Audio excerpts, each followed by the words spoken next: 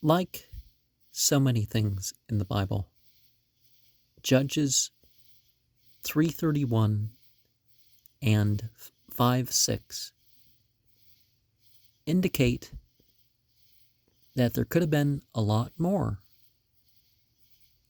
to the story than what we have in the Bible. Shamgar, the Purple Dragon, attempts to do some of that. And the type of approach to biblical theology, I understand a lot of the reasoning, but we can go beyond that and look at the simple fact that different names of deity could be thought of as different deities to polytheists. Of course, considering Christianity polytheist because of the Trinitarian concept. More than one and one is still poly. And, it's like, a triangle is not a multi-sided shape. What? Yeah, because it's only three, or, whatever silly thing that the Christians come up with to claim that they're not polytheists. I mean, if that's what you are, that's what you are. Why are you putting a moral judgment on it? If that's what you accept. But I do know that just like with the Arabic names of God, you had people that would use them and personify them and stuff like that, and otherwise work with the same structure of mythology. Now, Shamgar, the Purple Dragon, doesn't sound like a recreation of a biblical or otherwise scriptural of any adjacent culture sort of thing. Now, we can forgive him for using terms like Canaanite and Phoenician, which weren't really, what they would have used. And you really couldn't tell the Phoenicians or the Canaanites or the Philistines or whatever you want to call them apart from the Israelites. They were the same language, same material culture, etc., etc. And, of course, Palestinian, that sort of was an insult too. Just like Canaanite meant the people, the subjugated people, which I don't think they would have called themselves. Sometimes people will call themselves the superior tribe, the superior nation, but the subjugated people, I wouldn't think that they would do that. But definitely, from the Christian perspective, it became too patriarchal. And there's this idea presented of monotheism, but really monotheistic, where you have deity in four: father, mother, son, daughter, to match up with the Kabbalistic framework. And you do sort of have myths like that, but it's not calling for tolerance that you're going to force people to have idols and stuff in their temple when they say no idols and we only worship one God. In Kabul, and where's the other place in Afghanistan? Some people come and worship the fire. Some people come and worship the God of all. Yahweh as Satek, Set, made sense in some contexts. And some entities, humans have to incarnate their will in order for them to have any physical side of things. But they can certainly motivate their devotees. So much of what is the case psychologically or physically is what the magical practitioner does for themselves. And just like some of Poke Runyon's fiction, things get a bit graphic, but then again, the Bible and the book of Ezekiel and some other places goes into detail that doesn't help the spiritual quality of the story. But you do find that Shamgar undergoes a series of initiations, and you could call it that, and has realizations. And one of them is the cross-cultural sort of thing. You say a different term in one language versus another, and it's basically, the same term. And you got to combine the spiritual and the physical side to your hero deeds. And just like elsewhere in Poke Runyon's writings, he follows a Valentinian Gnostic Christian connection. He doesn't follow that in, how some things could have been preserved, but, he uses that as a representative point.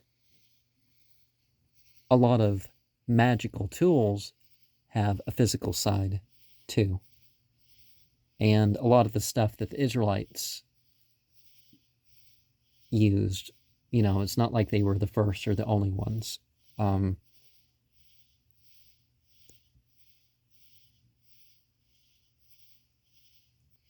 of course, not being of the Israelites and relating to the Samson story and all that other stuff was important things to consider in what brought about this story. But sometimes the bad girls or bad guys or whatever of the stories weren't. But then again, if they were, it still had a point. And why are these individuals or peoples that are considered as the enemies, Of course, the Shamgar story kind of takes things towards a universal getting along thing rather than, it's like, why are these one people with their one name of deity, which is really a formula, by the way, increasing existence coming from the ancient Egyptian term for the linear and cyclical deity all at once, the solar and the lunar, the eternal and the temporary or temporal. And it was a richer formula in ancient Egyptian. But of course, he's definitely right in that these theologies developed over time. And since this is about the fictional discovery of a fictional book, it's traced to the year before this came out in the story and said, how it all came about. And, it has a title much like the Bible does. Translated from the Aramaic into the Greek, into, And, of course, the idea about spiritual storytelling is with goals. And these goals should be aeonic, as they're called, of a, towards affecting the whole world, not just, I'm going to make a cult around myself. Because, you get people thinking how the different systems could work together. Because, like Enochian magic, I personally really like using Enochian magic because different beliefs and all that can be taken into or taken out of, or things can be left as they are. You can use them in the way that John Dee or the Golden Dawn or the people of Thelema or the Temple of Set or some other system, how they used it. Or you can use it without that context. and you don't have to use it the way they used it. So it's quite open to that. And this book closes with the 10 Commandments in Enochian, and I don't mean the 10 Commandments in the Bibles, the commandments in the Rites of Magic video. Not the Rites of Magic, what was it? Beyond Lemuria, that was the book.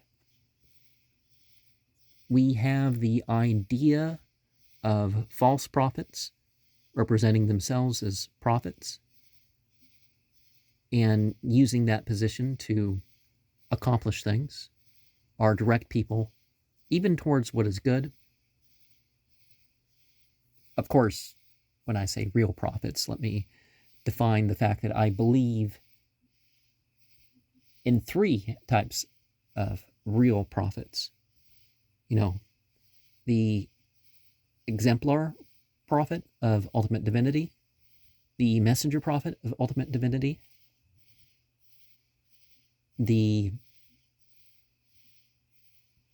confirmatory prophet, somebody who's spiritually gifted for their own realization, for their own, maybe they can encourage others, but it's not like belief in them, in their spiritual experiences is obliged, the way that those who came with a recited message or inspired examples and all that sort of stuff would have been.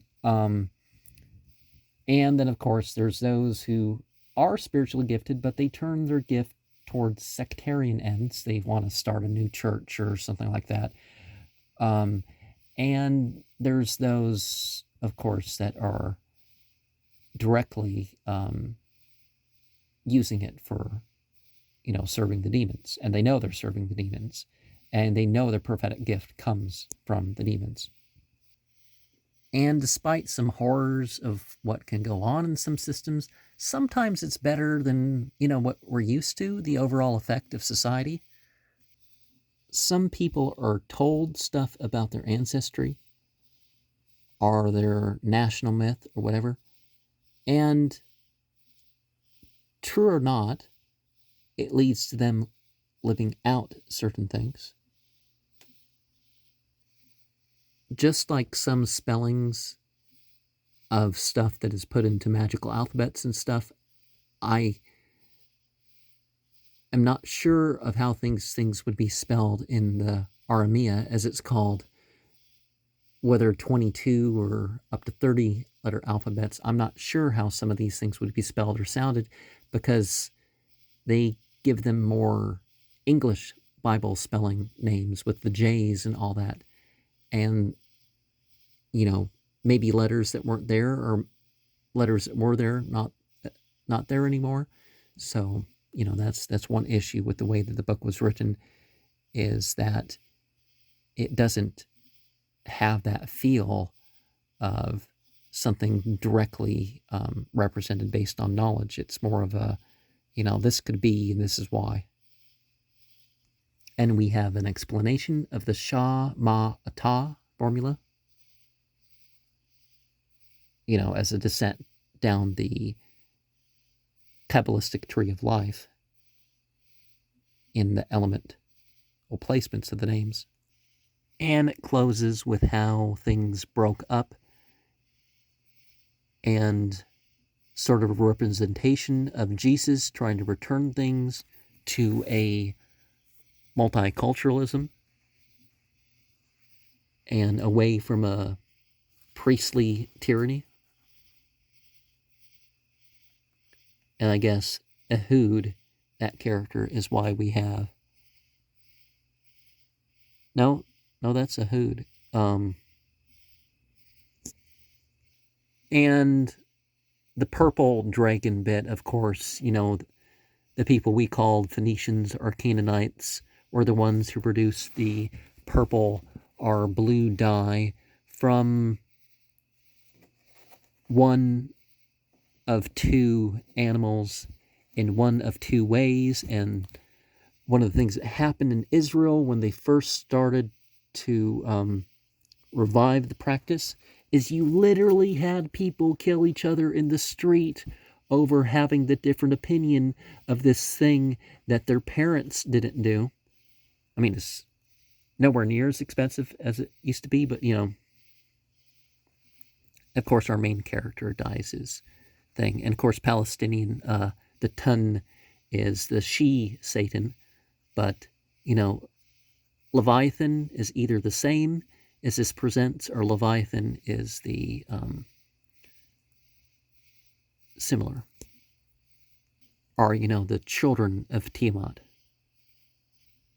So Tanit is the mother, and, Leviathan is the father.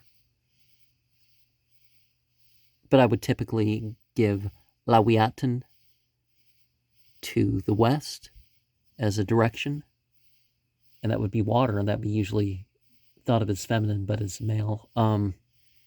Of course, there's the King of Cups too. Be willing to hide your identity if you need to hide your identity.